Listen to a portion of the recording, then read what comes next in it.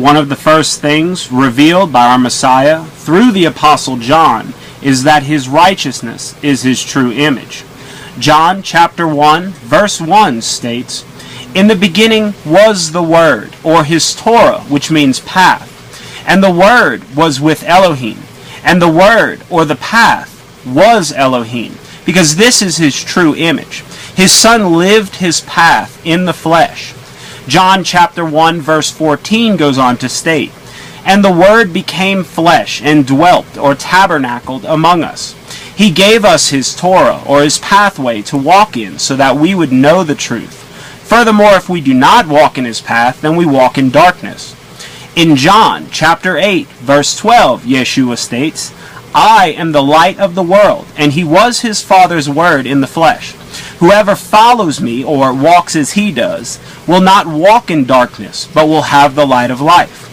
Verse 31, Yeshua goes on to say, "If you abide in me, then you are truly my disciples, and you will know the truth, and the truth will set you free." How much more plain can it be? We must keep his commands and walk in his paths in order to know the truth. But the fact is, none of you abide in his word.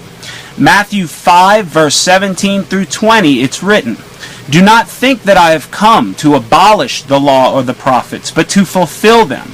For truly I say to you, until heaven and earth pass away, not an iota, not a dot will pass away from the law until all is accomplished. Therefore, anyone who relaxes one of the least of these commands and teaches others to do the same will be called least in the kingdom of heaven. But anyone who does them and teaches them will be called great in the kingdom of heaven. For I tell you that unless your righteousness exceeds that of the scribes and the Pharisees, you will surely not enter into the kingdom of heaven."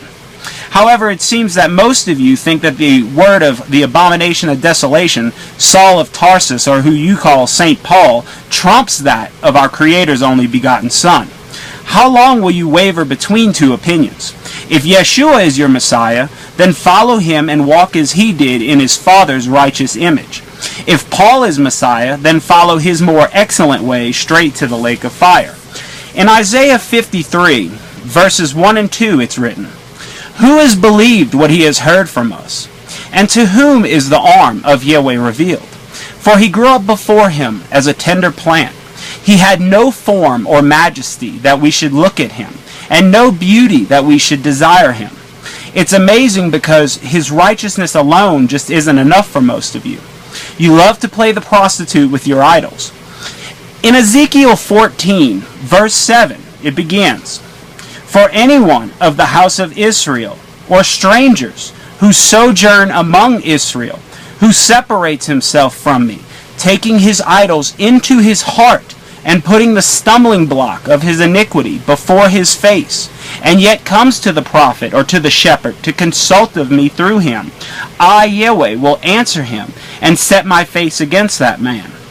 With the multitude of denominations within Christianity, and the promise in his word that there is only one truth, you would imagine that there would be a level of fear and caution before merrily skipping along to your whorehouses. It's just amazing how stubborn and rebellious you people really are. A good example is in Exodus 20, verse 4. "You shall not make for yourselves an image or any likeness of anything that is in heaven above, or that is in the earth beneath, or that is in the water under the earth. You shall not bow down to serve them. For I, Yahweh, your Elohim, am a jealous Elohim, visiting the iniquity of the fathers on the children to the third and fourth generation of those who hate me, but showing love to 1,000 generations of those who love and keep my commandments."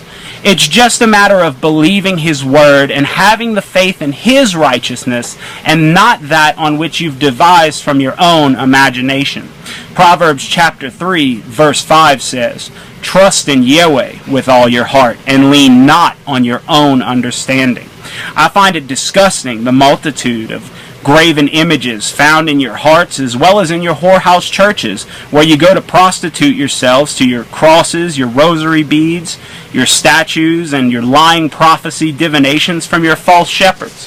It's truly amazing the way people are so blind to what he's trying to reveal to them and carry around his word with them and have no idea what they're actually supposed to do.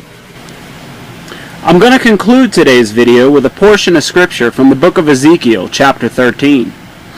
The word of Yahweh came to me, Son of man, prophesy against the prophets of Israel who are prophesying, and say to those who prophesy from their own hearts, Hear the word of Yahweh. Thus says Yahweh Elohim, Woe to the foolish prophets who follow their own spirit and have seen nothing.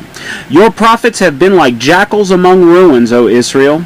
You have not gone up into the breaches, or built up a wall for the house of Israel, that it might stand in the day of battle, on the day of Yahweh. They have seen false visions and lying divinations. They say, Declares Yahweh, when Yahweh has not sent them, and yet they expect him to fulfill their word. Have you not seen a false vision and uttered a lying divination, whenever you have said, Declares Yahweh, although I have not spoken? Therefore thus says Yahweh Elohim, Because you have uttered falsehood and seen lying visions, therefore behold, I am against you, declares Yahweh. My hand will be against the prophets who see false visions and who give lying divinations. They shall not be in the council of my people, nor be enrolled in the register of the house of Israel, nor shall they enter the land of Israel. And you shall know that I am Yahweh Elohim, precisely because they have misled my people, saying peace, when there is no peace, and because when the people build a wall, these prophets smear it with whitewash. Say to those who smear it with whitewash that it shall fall, and there will be a deluge of rain, and you, O great hailstone, will fall, and a stormy wind will break out. And when the wall falls, will it not be said to you, Where is the coating with which you smeared it? Therefore, thus says Yahweh Elohim, I will make a stormy wind break out in my wrath, and there shall be a deluge of rain in my anger, and great hailstones in wrath to make a full end. And I will break down the wall with which you have smeared with whitewash, and bring it to the ground, so that its foundations will be laid bare. And when it falls, you shall perish in the midst of it, and you shall know that I am Yahweh. Thus will I spend my wrath upon the wall, and upon those who have smeared it with whitewash. And I will say to you, the wall is no more, nor those who smeared it. The prophets of Israel who prophesied concerning Jerusalem, and saw visions of peace for her, when there was no peace, declares Yahweh Elohim.